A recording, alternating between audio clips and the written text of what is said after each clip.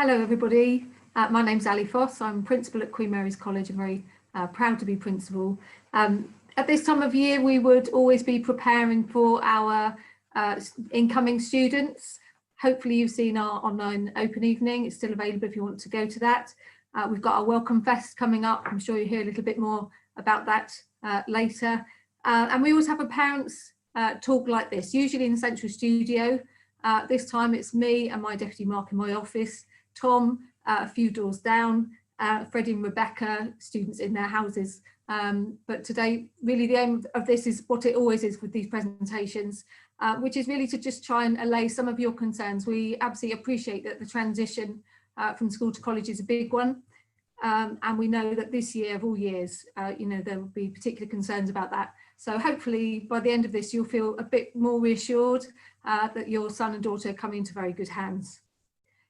If you've heard me speak before, either online or in college, you'll know that I've got a very strong belief that for students to be successful, they've got to be happy. Students thrive if they are enjoying themselves. That's when they flourish, but that's when their grades are good too. Success for me is very much more than just qualifications. And actually we've had pretty successful and pretty happy students throughout lockdown. We've got students back on site now. I'm really happy to see them. Actually, they're really happy to see each other and to see their teachers. They're actually getting feedback from their end of year assessments. They all sat an end of year exam. They've done remarkably well, actually, pretty much the same as they would have any other year. And I think that's testament to the learning that they've received. So we, I think, were successful because we kept our students connected. They were connected to each other. They were connected to their teachers, and they were also kept connected by their personal tutors. So I hope tonight you'll get a little bit more about the remote learning that we've doing. Remote learning is very, very different to online learning. It is actually about keeping them in their classes, and that's absolutely what we've done throughout that period. So we know that actually our priority in September is absolutely to do that with the incoming year 11s, is to get them connected, to get them feeling part of QMC, to get them in those classes, with making new friends, getting to know their teachers and to know their personal tutor. So that is absolutely priority. Difficult to know exactly what that's going to look like. We're absolutely hoping that we're going to be fully open. If we're not fully open, we're going to be at least partially open. That definitely means that students will be coming into classes in college and starting learning from September. So I'm not going to spend much time with me now because they've got other people who've got far more important things to say. But a few things from me, I guess, 3 bits of advice. This is probably going to feel, you know, sound very glib, but please, please try not to worry about the GCSE results.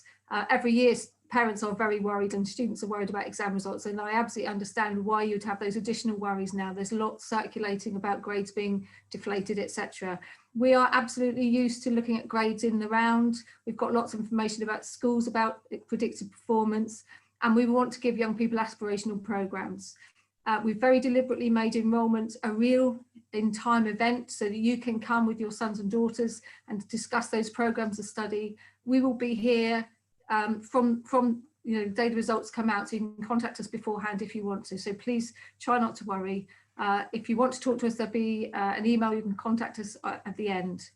Secondly, and related to that, I guess we're absolutely aware that probably the year 11s have had the most difficult time in terms of their education continuing.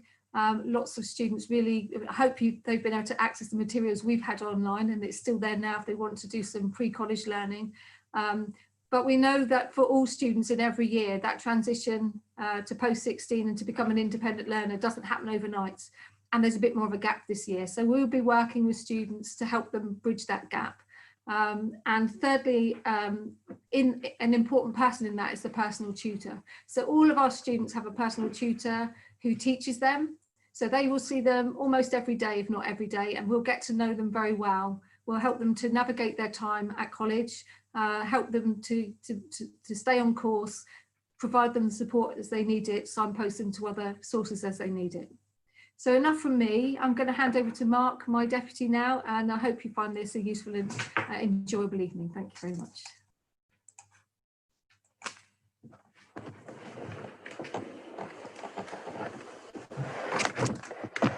Oh, here we go. Social distancing in action. I promise you, Ali's at least 1.5 meters away from me. Okay, so my name's Mark Henderson. I'm the Deputy Principal. And thank you, first of all, for sending in lots of your questions. It's really helped. And that's why I kind of wanted to start here, really, just to show you some potential timetables. This is the one we're hoping is going to be the case. So in September, you can see lessons start at 8:50. I put in 3 subjects just so you can kind of get an idea of what it's like if these are 3 A-levels, but they could be BTEC combinations or GCSE even within that. But that would be the normal 3 subjects plus some enrichment. So you can see rugby training in there. You can see the red bit, which is a tutorial group, which is fixed every Tuesday. And so you could see if you follow that Monday slot here, biology, psychology, maths, so the class lessons would finish there at 2:05. These are study periods. I'll come back to that. Study periods are an opportunity for your son or your daughter to kind of get work done. They annoyingly become known as free periods incredibly quickly, but they are study periods, and we really push them, encourage them to use that as wisely as possible. So that's what we're hoping. All the evidence would suggest we're going to come back, and that's going to be kind of the plan. If social distancing is still required, then we'll use this timetable. And we've used something similar before when we did a kind of a deep dive week. So we've tested this a little bit. So again, just to take that Monday slot, the red square A1, you can see that from 9 to 11:30, let's say they're in, I don't know, psychology is my subject. So they could be in psychology in the morning. Then they have a big lunch. That's to allow people, if they have to go because of social distancing, they are on the bus to go home, they could do. If they've got another session in the afternoon, then they would stay on to go into C1 at 1:30 through to 3:30. So just keep with the red one a minute. So if that's, let's say, psychology, they would then go on the Friday to the follow-up lesson. So they're big chunks. So this would be a way, if we wanted to keep people in their bubbles, class bubbles, let's say, you could do it that way. If we had to do a kind of a blended approach where, for instance, you can't have so many students in, you could, for instance, have half of that class in on Monday morning, and then that Friday session I pointed to, the red one over here, let's say your son or daughter came in on the Monday, they wouldn't come in on the Friday, they'd stay at home and they would remotely do the lesson. And we would be able to do that because we have webcams in all the classrooms. So they would see the teacher presenting in a live manner and taking part. So we've got a plan. It will work. Either one of those will work, and we've tested them. I didn't want to give much about this. This is to reassure you, and you might have seen this before, but it's just to kind of remind you, first of all, if you take the kind of columns in the left, which is excellent, underneath the excellent results bit, you see the red line column is us, that's Queen Mary's. The darker blue bit are sixth form colleges nationally, and then the pale blue one is kind of everything else. So that's FE colleges, school sixth forms, and everybody else chunked in. And what you can see is regardless of the level, so down that first column, you see that's A level, the following one is a BTEC level 3 equivalent, and it goes on. You've got GCSE English and Maths, you've got level 1, pre-entry, across any of the range, we are pretty much outperforming on every level.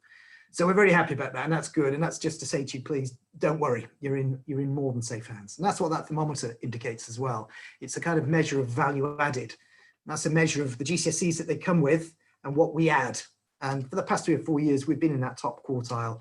And again, that's an illustration of that value added, which is absolutely central to what we do. That's the results bit out. I'm not going to show you any more data.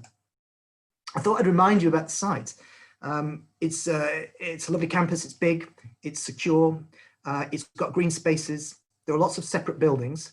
That's good because it means if there's social distancing, we can create, as we have them at the moment, one-way systems where they come in through the door, go up the staircase, go around and out the other way, and we can manage that. So that's helpful in that sense. It's not in one big block.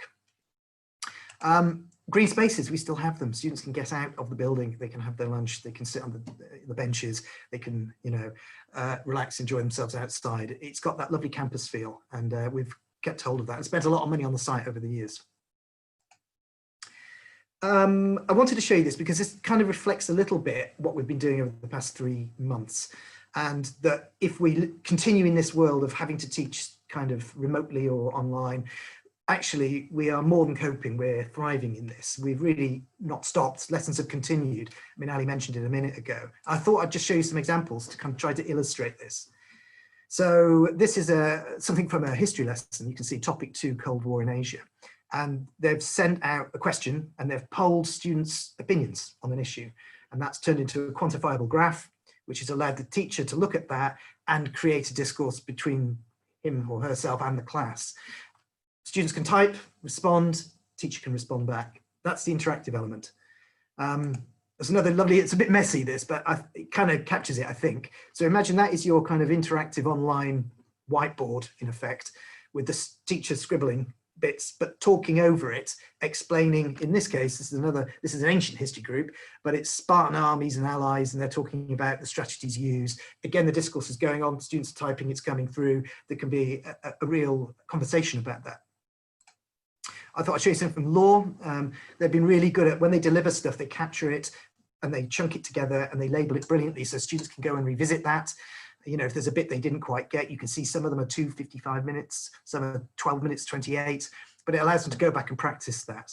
And that's one of the big handy new things I guess we've learned from doing this online. You really can capture things instead of sticking it in the bottom of your bag or in a file that you don't go back to. You can really encourage students, and you can map when they're looking at it, which is quite handy.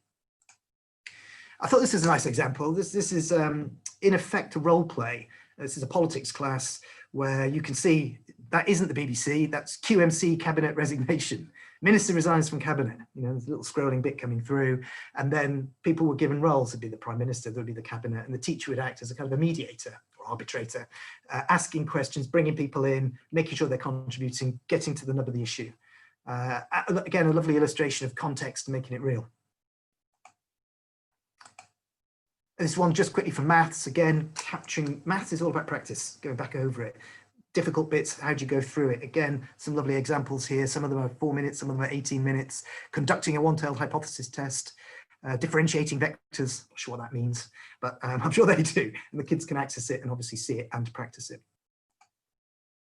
So that's to reassure you and to show you we haven't stopped. We've been on the front foot, I think. I've kids at a school and they haven't had any of that. So, you know, I know we're in a good position. This is a bit of a mantra in the college, but the kind of successful students equals busy and connected students. And that is so true. And if you can carry on persuading and urging your son or your daughter to really throw themselves into college life, that doesn't mean just their A-levels or their BTEC, or if they're doing GCSE English and Maths again, it means maybe do that sport you didn't do at school that you might want to have a go at, or those trips, or that student union that maybe you didn't feel comfortable at school. Here, it's a fresh start, you really can do that. There may be trip opportunities, all kinds of external speakers come in. They might want to create their own club. So really important, and that's the connecting bit. You know, that's making new friends and the fresh start. And again, you can see this online. You can get a physical copy of this when you're next in the college, or your son or daughter or enrollment, you can pick one up. But this is just our guide to the 50 different extracurricular opportunities that are available. And we try to break them up into different kind of skill sets. So again, I went a bit too fast on that one, but you can see the skills, communication, leadership, all those kind of things. So I've talked a little bit about timetables and how we're going to answer whatever the scenario is. I've shown you a little bit about how important enrichment is. I thought this was a nice opportunity just to share with you kind of our expectations of our students, and we will say this to them when they join us, but it's good that you understand it as well. So that first one is to be ambitious. And it might sound an obvious thing, but it really is. And it doesn't matter what level they're coming in. If they're having to do those GCSEs again, if they're coming in to do A-level or BTEC, if they come in and they've just got the GCSEs to get onto that course, our message is you are able to get the very highest grades regardless of your starting point. And I mean distinction stars, I mean A-level A grades. And they don't always believe us, but they can do it. I see it every year. And that's where the ambition comes in, and them being prepared to go for it, which is why that second point, to attend and be prepared. I don't mean just bringing a pen and paper. I mean, thinking about the lessons, if stuff's been set, to really have a look at it. And I know that will be harder for some students than others, but that's the growing bit that comes with coming to the college. Attendance is incredibly important. There is a direct correlation between high attendance and high achievement. And therefore, if people miss lessons, we often send text messages out to parents just to keep you in the loop. It may be completely valid, but we know that if it dips below a certain level, it can equate to a whole grade at BTEC or at A-level. So it is really important. Use private time study. I made a little joke about the study periods becoming frees, but they really are an opportunity for them to get their work done and not take it home where there'll be too many distractions. So, and that's not easy for them. They haven't had that at school, and we totally recognise that. And that's where the personal tutor will play a very important part. And we haven't got many rules, but that fourth point is absolutely critical, and that is to show respect. That is to show respect to fellow students, to staff, to support staff, and for us to them. And it's absolutely critical. It's what makes the college feel so good. And when students join us, they pick up on this really quickly, and it's what makes the transition so easy normally, actually. They might be very nervous in that first week, but I see nervous people in the first week, and at the end of the first week, you see them kind of walking around with more confidence and smiling. So you as parents still are critical. You play a really important role. Please keep going with that. I know you have with the GCSEs, it's the same thing here.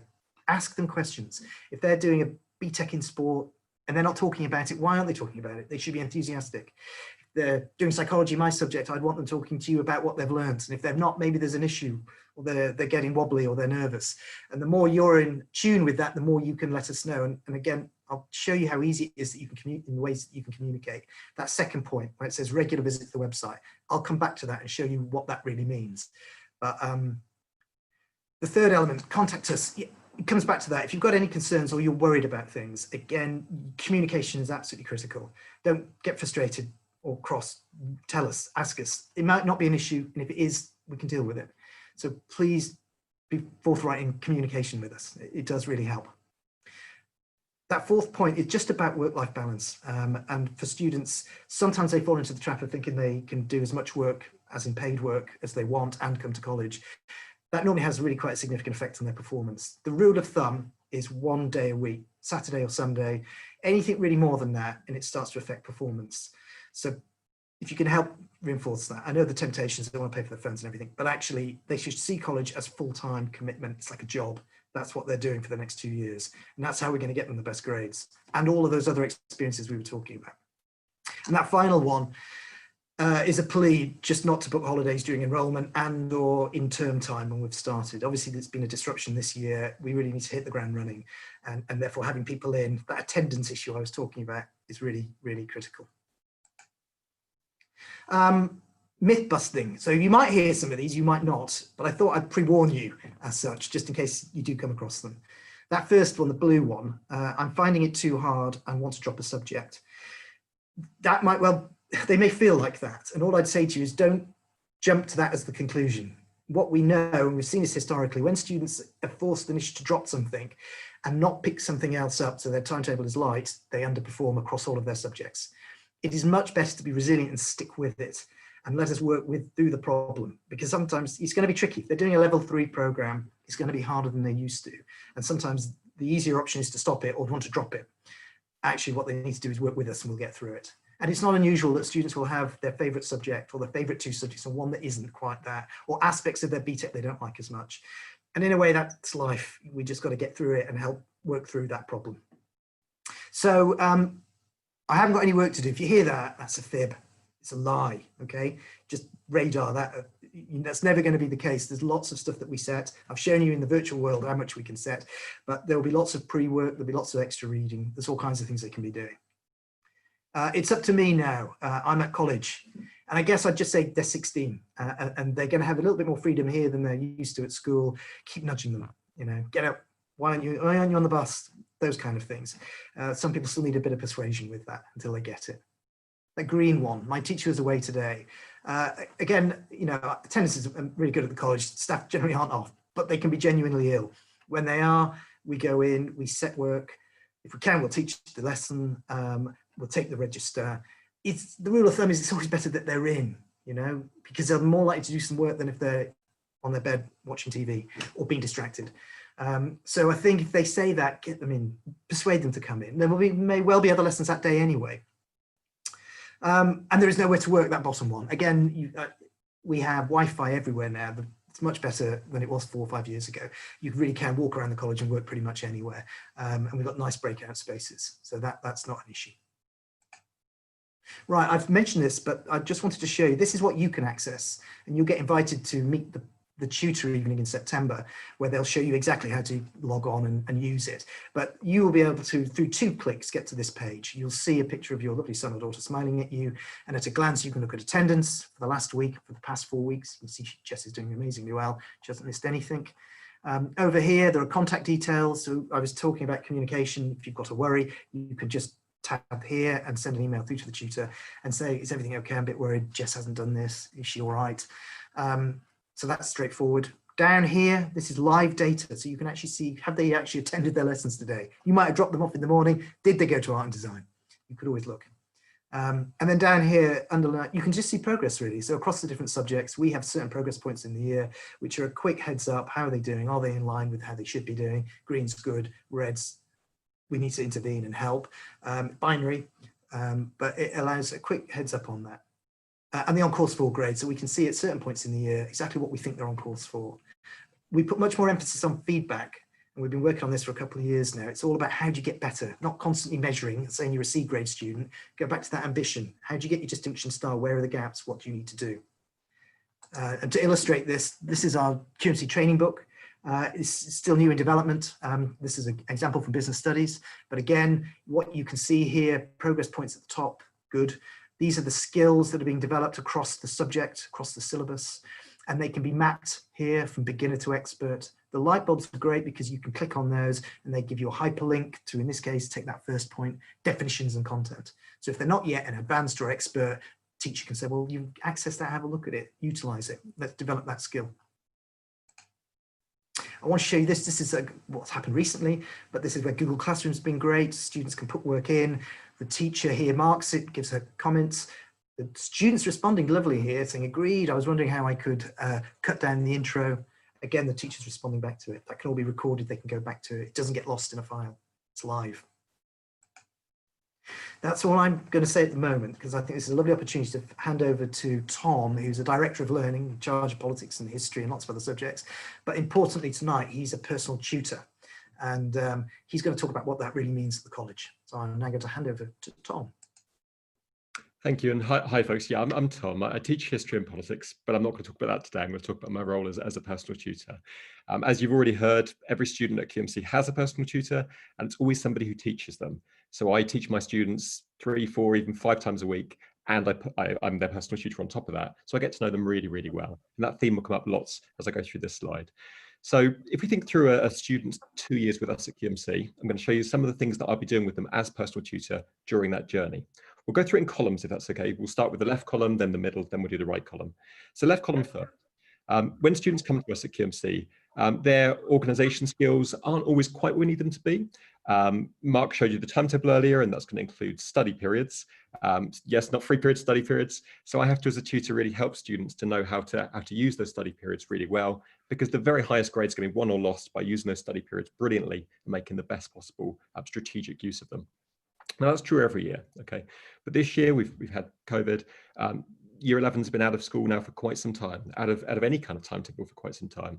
So another job we're going to have to do as tutors is to support the students to get back into the routines and the rhythms of a weekly timetable, whatever that timetable looks like. So that's clearly a big job, as it always is.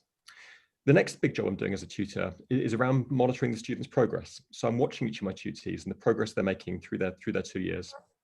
I'm looking for the successes and celebrating that with the students. But at times progress is bumpy, right? A-levels and level 3 BTECs are tough. And the students are going to have setbacks and they're going to move 2 steps forward and 1 step back. So I'm trying to emotionally support the student through that journey while always focusing on, you see that phrase there, next steps. So if they've done well, if they've not done well, my question is always the same. Okay, so what should a teacher giving you as feedback? What's your next step? And the students are telling me that, and we're working on those things in their study periods and elsewhere. Third icon around growth mindset. Now, you may be familiar with this already. I think a lot of the local schools are getting really into this, and with good reason. Growth mindset is about helping the students to see that the things they can't do, well, they can't do them yet. And with the right support and the right feedback and a lot of practice, they will get better and better at those things. So we're helping the students to develop that mindset that says, I can do it, I just need the help, I need the support to get there, and a lot of hard work, of course, as well. So we're really into that. Now, bottom of the column, you see attendance and punctuality. Mark's already mentioned how important attendance is. Of course, from time to time, students are unwell, and as a tutor, I'll step in at that point and I'll try and support the students to find out what can we do to help them to get back on track. What do they need to prioritize, etc., so they get themselves caught up as fast as they possibly can. Now, middle column. Revision strategies and distraction management. Well, distraction management's a big one. There are so many cool things out there in the world, and students need a bit of help to put those things to one side and find strategies to get their focus on revising. And even once they've done that, it's hard to know how to revise really well. for any students in any cohort, but I'm thinking particularly for this cohort, they've not quite brought their revision to the peak for the GCSE because they didn't have to do those final weeks and those final months. So we as tutors need to help the students, and we will help the students to know how to really revise really effectively so they get the best possible value out of their revision time. Now, the middle one's a very broad category. As a tutor, I get to know the students so well, and I get to see what they're going through and what their next steps should be, and I can refer them accordingly to different bits of specialist support. So that could be a careers talk with our careers advisor at QMC. It could be to meet our work experience coordinator to set up a bit of an experience for them.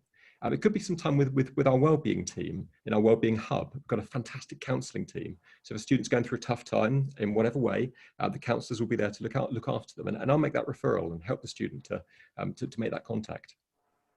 Fourthly, it could be Oxbridge Report. So there could be students who want to apply to one of the Oxford or Cambridge colleges. We've got a team that specialise in that. So I'll make sure the student is involved with those programmes. Next, perhaps the student needs a bit of specific help in one of their subjects. So I'll be encouraging them to go to one of the maths workshops or law workshops or whatever it might be. And lastly, the student might need some quite specialist support around particular learning skills. So maybe something around note-taking or time management. They might need perhaps a dyslexia assessment and support if indeed they're dyslexic. All of those things we as tutors are helping and organising and supporting. Now down the bottom, encouraging extracurricular activity. Now I'm a huge fan of extracurricular activity, basically for two reasons. Okay, number one, I think it's a fantastic way of getting to know people. Ali talks at the very start about the importance of connections for young people any year, and now perhaps more than ever. And we've done a brilliant job, I think, at QMC of keeping our enrichments going through lockdown. Just last week, we ran a debating competition for our debating society, which one of the students you're going to hear from is a member of. And these are just great ways for the students to get to know each other a little bit more informally, a little bit more socially, and building those connections. Reason number two, because it will give students a fantastic bank of things they can refer to later when they're applying to apprenticeships or university, which will just set them apart from the rest of the students they're up against. Now, final column, wider reading, not just reading, wider activity, taking yourself really deeply into the subjects that you're studying. Now, as a tutor, I'm encouraging the students to do that. I'm always asking them, which is your favorite subject? And tell me, what are you doing in that area beyond just the curriculum? I'm really trying to encourage the students to go the extra mile, especially in their one favorite subject. And that's going to build into the next one, the university and the career research. So think about it this way. Students are at primary school for what, 7 years, I think, secondary school for 5 years, QMC just for 2. Okay, so it's a very short period of time. As soon as I first meet with the student for the first one-to-one, first of many, already I'll have one eye on when they're leaving QMC. Just literally 2 years later. Think if you're 10, 11, think how fast that went, just literally 2 years later. So we're starting to have a conversation around their passions, what they're excited by, whether they fancy doing a particular degree in a certain subject or an apprenticeship. And we create long lists, we turn those into short lists, we create applications. We have the most wonderful tools that QMC buys into that your son and daughter will have access to that will help them to do that research. Now, once they've chosen where they want to go, whether it's an apprenticeship or degree, we'll then help them as tutor to write their CVs and their personal statements. I can't write it for them, that's got to be their role, but I'll certainly support them to sell themselves as best they possibly can, drawing on that wider reading, drawing on the extracurricular activity, etc. And then lastly, when they've done the application, I as the tutor, because I know them so well, I'll be writing their reference, drawing on the support of my colleagues who also know them very well to create something that really says why that university or that apprenticeship should take this marvelous young person. So those are the individual things I work on as a tutor, but in a way it's not any one individual thing. It's actually the bottom bit. It's the bigger picture and the connections between those things. It's that I know that perhaps their performance right now might be a little bit off where it has been previously because of a particular mental health issue. So I know if I can connect them up with a counsellor, that might just help their performance to pick up again. Or perhaps they could do with a careers appointment that could give them that extra motivation to drive on their performance in a different area. And I'm making those connections and I'm helping the students, therefore, to leave QMC with the best qualifications and also really ready for the world beyond QMC. So that's enough from me, but if it's okay, I'm going to pass over to a couple of my students now who are going to say a few words around how QMC has supported them during their time with us. So I'll pass first to Rebecca, and thank you very much, Rebecca. Thank you. So yeah, as I said, I'm Rebecca. I take sociology, politics and modern history at QMC. And I thought I'd just talk to you today to kind of give you a student's perspective on what life is like at QMC. So first I kind of like to talk about learning through lockdown. So hopefully we will be back fully in September, but if not, you might be interested to know exactly how we are dealing with it. So in the past couple of weeks, I've had my online mocks. So usually in college at this time, you would have your mock exams. Now, obviously, this year has been quite different. We can't be in that environment outside of school. So the mocks have kind of changed more to a skills check, kind of to see where we are at, how learning through lockdown has gone, whether we can memorise stuff, whether we're going to need some extra help when we get back. But those have been the last few weeks, and we've already got feedback on those straight away, which has been really useful. And then we've got things like online quizzes, and as I said, all the videos are still, video lessons are still going on. We have resources. My sociology class has a website, for example. We have a careers day coming up next week, and we're just having the frequent emails, and we're still having our personal one-to-ones with our tutors of discussion. And also, as Tom mentioned earlier, we still have our enrichments. And I'd just like to spend a bit of time talking to you about what enrichments I do. And as it was said earlier, like, successful students are busy and connected students, and that is so true. If there's one bit of advice I would give, is to get into enrichments as much as you can. Just because, yeah, you can meet new people, you never know what opportunities you'll get, and sometimes you can even get qualifications out of what enrichment you choose to do. So I'm part of the Political Podcasting Society, which is a group that meets once a week for an hour over lunchtime, and we just talk about topical issues, record podcasts and upload them so other students can listen in and maybe hopefully learn something from us. And that gave me the opportunity to interview the local Liberal Democrat candidate for the general election in 2019. So as I say, it's things like that you should really sign up for, because you never know what opportunities you could get from them. And then also I do lifeguarding, so I'm working towards my qualification. Now, that's obviously not the easiest to do at the moment, considering you can't really use a pool. But we're still keeping up on the theory, doing lessons and quizzes online and stuff like that, which is great fun. And that will be a qualification I can use to get a job in the future also. Then since lockdown, I've joined the Debating Society, which was previously mentioned, but she's like really great. It's enabled me to meet new people whilst being in lockdown, and have that bit of socialisation that we're kind of lacking at the moment. So that's really fun. And then finally, I'd like to talk to you about the EPQ, or the Extended Project Qualification, which is offered to every student at the end of their first year. And it's basically just a mini research task, which is quite good if you're preparing for uni or something like that, and you produce an object, or you write a dissertation style essay on what you've found. So for example, I'm researching youth law systems in different countries, and the effect that has. And it's great to put on your CV and your personal statement as well. So I would definitely recommend enrichments, just because you can learn. Also, it helps with your time management, and it gains confidence, helps with your independence, and gives you new skills. So finally, I'd like to kind of talk about the support networks here at QMC. So we have lots of careers fairs. When you first get here, you have one at the start. We've had one more recently as well, and we have another careers opportunity next week, which is really useful, especially for someone like me who came into QMC not really knowing what they wanted to do. And it's kind of helped me to find what path I want to take, whether I want to go to uni, do an apprenticeship, get a job, and what kind of field I want to go into. And then we also have, as previously mentioned, the Wellbeing Hub, which is really great just for any issues you have, whether that's related to education or completely separate. Just some confidential support, someone to go to, and it's really easy to access. Emails, face-to-face appointments, things like that, which is really great. And finally, our progression days. So you see your tutor once a week for an hour anyway, but progression days where you get to spend a whole day with your tutor, and you get to focus on specific things. For example, it's in times like that that we learn how to effectively revise, and stuff that you wouldn't necessarily learn your normal lessons. And then we can go through also things like university applications or apprenticeships and stuff like that you can research in your progression days, which is really useful. So thank you very much for listening to me. I hope it's given you a useful insight into the student life at QMC. Thank you, Rebecca. Now, Rebecca's too modest to mention this, but in the debate last week, the online virtual debate, her team won and her performance was truly fantastic. So I just thought I'd briefly mention that. I'll pass next to Frederick. And Frederick, if you could simply say a few words about your experience of QMC. Yeah. So hi everyone, I'm Freddie, and I just wanted to tell you about how QMC and how it's supported and helped me with everything I've done. So QMC is a place where I feel as though I've been able to be myself and find more about who I am. Because in school, I kind of found that everything I did was quite restricting.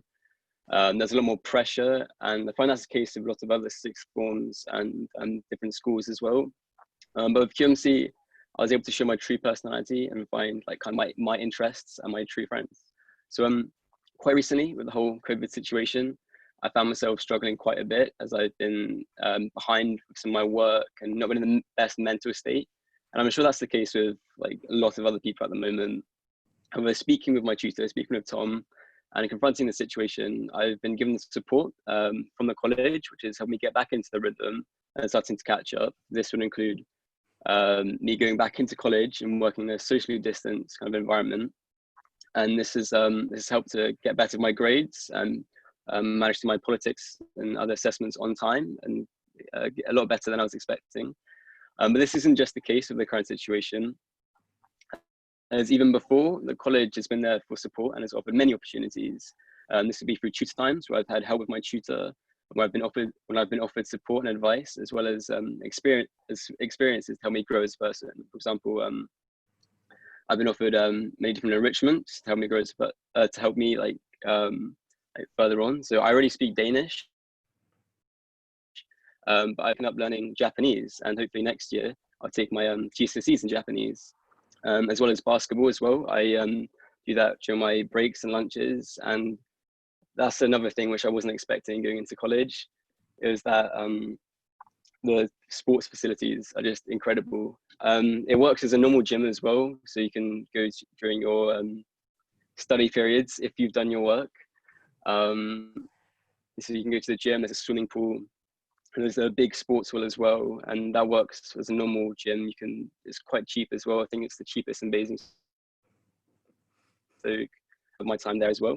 But like this has also been like there's also been support through the ways of online classes as well, so online enrichments. So obviously, like every week, a couple times a week, I have lessons with Tom and some of my other teachers, and it's really just good to get back into it. But QMC has been a place where I've been able to grow, where I'm surrounded by people who I could be myself in front of, or I'm able to talk to a teacher and be treated as an adult, which I find is really important. And to me, it's been one of the best experiences and helped me to show what I'm capable of and how I can become better. Anyway, thank you for taking the time to listen.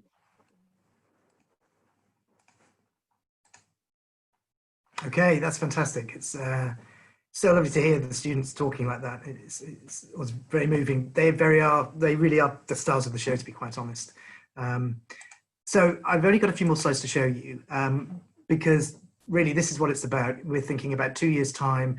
We want students who are happy, confident, successful, waving those certificates around, going on to do really exciting things, whether that's university, apprenticeships, jobs, further training, whatever that might be. And that's what we're going to give you. That's what's going to happen. This is also an opportunity just to flag up quickly that, because I saw some of the questions coming through and they were to do with, online, having access to equipment that they can use in the class. And I wanted to just advertise this because this is a way in which if you wanted to buy a tablet or an iPad, you can do, it's at educational prices, and you can pay in steps if you wish. I guess my message would be I would encourage people as much as possible, if they haven't done so, to get something. People can still use their phones for this, but the college has moved into a position where bring your own device really is it. Lots of students are around the place. We have Wi-Fi everywhere, as I've mentioned, so it allows students to get on with stuff, and we're getting much better at doing this now in a way that perhaps even 4 months ago we weren't. So it's quite exciting. And this is the other thing I want you to just, hopefully you've had this through your letterbox, or your son or daughter has personalised, and that's the QMC Fest. And I think it's going to be a great opportunity for them to come along. I know it's not physical in the sense of them coming into the college, but they're going to be lessons. We're going to be running stuff. And I know this is small, but you can kind of see what's going on the Tuesday and the Thursday and the Friday. I think in lunchtimes, we've got a student panel who are a student union who'll be taking in questions and giving answers and giving a realistic sense of what it's like to be a student here. If there are elements you're unsure about your choice still, this is a great opportunity to go and try a lesson. It might be in something that you're umming and ahhing about at the moment. The critical thing is we get it right in August. When we enroll you, we need to get you on that 3 subject equivalent at level 3 or whatever that might be. And that might mean reducing things down a bit. So this is a great opportunity to try that. Please encourage your son or daughter to come and do that and log in. It will be totally safe. The teachers are well managed at this. It won't be stressful, but it will be an opportunity to interact. And this is my last slide. And it's just really to say, whatever the future brings, we've got you covered. If there's still social distancing, we're practiced at this. We have a timetable that we can utilize. If we're all back, which is what we all want, we want everybody back in college because we know however good we might be at this stuff, it's not the same as being in the classroom, eye to eye, having those subtle conversations, picking up on body language. All of that stuff is incredibly important. And that's what we want. And that's what we think is going to be the case. But we have got it covered.